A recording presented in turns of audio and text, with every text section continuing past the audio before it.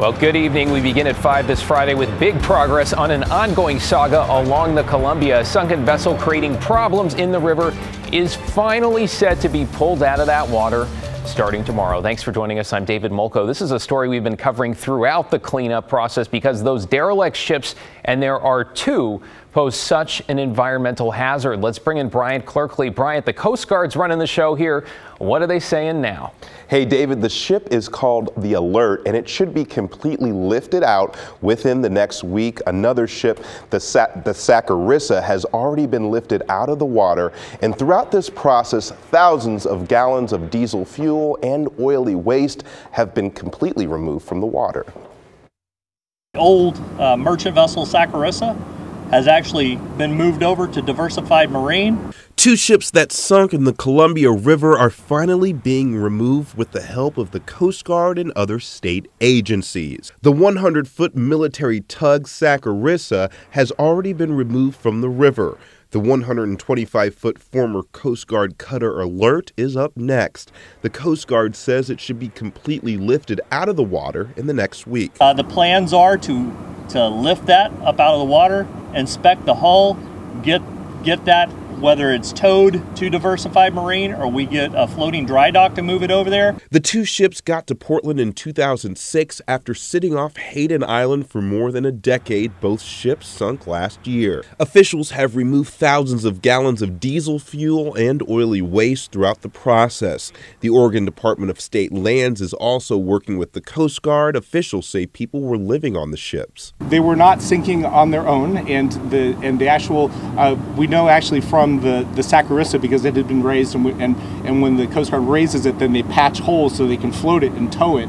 And that one actually sank because someone who was salvaging on the vessel cut through a pipe. Ryan says he's not sure why the Alert sank, but both ships sank before any coordinated effort was put together to tow them away.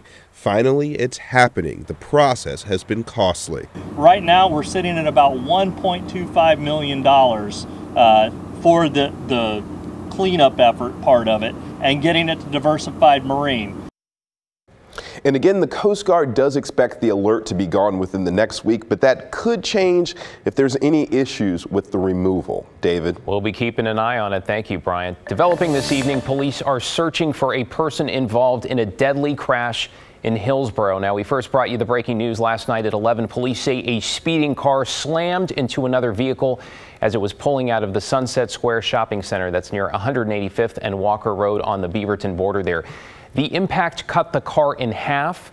Part of it caught fire. Two women, 19 and 20 years old, died. Police say those victims are cousins. One person in the speeding car was taken to the hospital, though investigators say the other ran away from the crash. It is unclear if that person was the driver.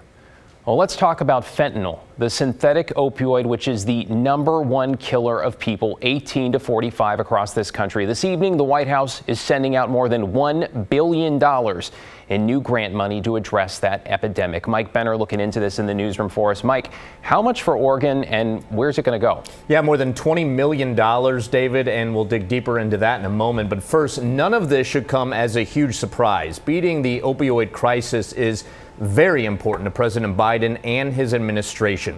In his first State of the Union address, the president said as much. Getting a handle on the illegal drugs in our country would be a top priority. And perhaps no drug poses a bigger threat right now than fentanyl. It's being trafficked into our country at an alarming rate. Just yesterday, we told you about Multnomah County deputies seizing 92,000 fentanyl pills during a traffic stop, not to mention cocaine laced with fentanyl. This is dangerous stuff. If ingested, the tiniest amount can kill. In fact, the Oregon Health Authority says in 2021, nearly a third of Oregon's counties saw more people die from a fentanyl overdose than from any other overdose.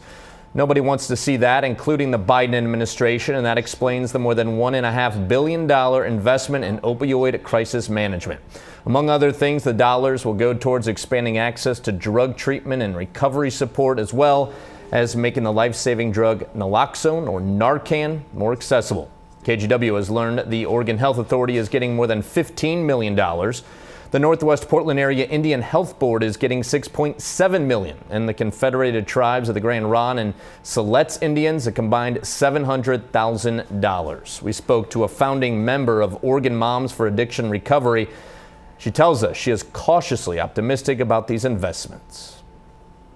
This life that we've not chosen has helped us understand that you can't always believe what you hear. So I'm excited and I'm hopeful, but at the same time, I kind of want to see a little bit more about how the money is going to be spent and how it's going to be distributed.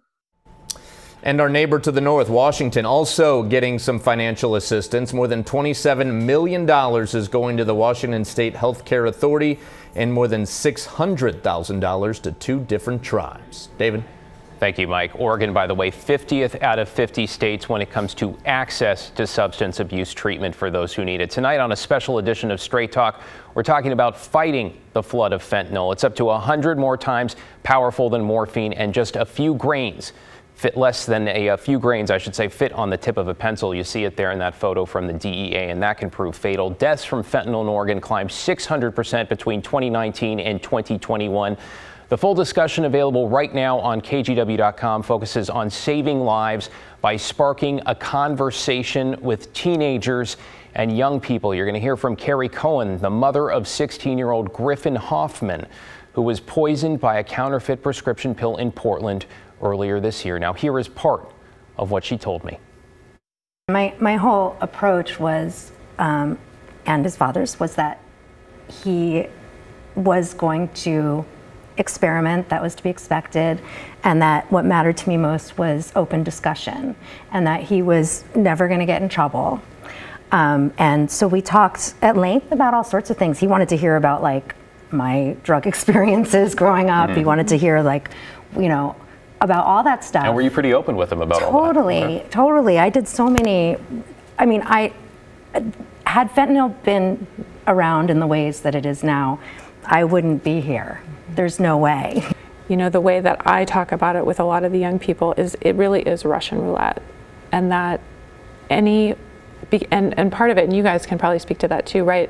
These pills are not standardized. They're not coming out with, so one can have a little bit of something and another can have lethal doses. In this crisis that we're in, law enforcement is essential, prosecution is essential, drug treatment is essential. But what is equally, if not more essential, is families talking to their kids. That is federal prosecutor Scott Strom, the former head of the Drug Enforcement Administration in Oregon, is also on that panel. 4 parents with a united message they hope you will share with your family and loved ones. Stopping the flood of fentanyl. That's a special edition of Straight Talk tonight at 7 or anytime on KGW.com.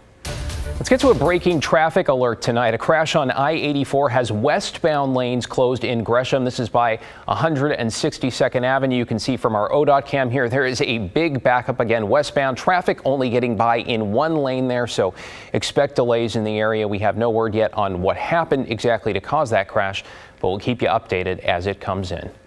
Let's get to some new information tonight about a plan to move control of the Clark County Jail away from the Sheriff's Office. The County Council voted to set up a new department to manage those services. Tim Gordon's in Vancouver. Tim, this is how they do it in places like Spokane and around Seattle, though the question a lot of folks might have is why? All right, David, at least that question is being asked by some key players in this, namely the 2 candidates running to become the next sheriff here, who say they were really caught off guard by this jail move.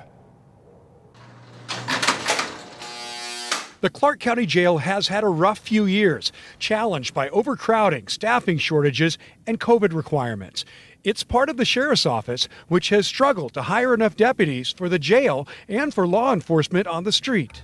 Aye. Clark County councilors voted this week on a resolution to take the jail from the sheriff's control by creating a Department of Jail Services.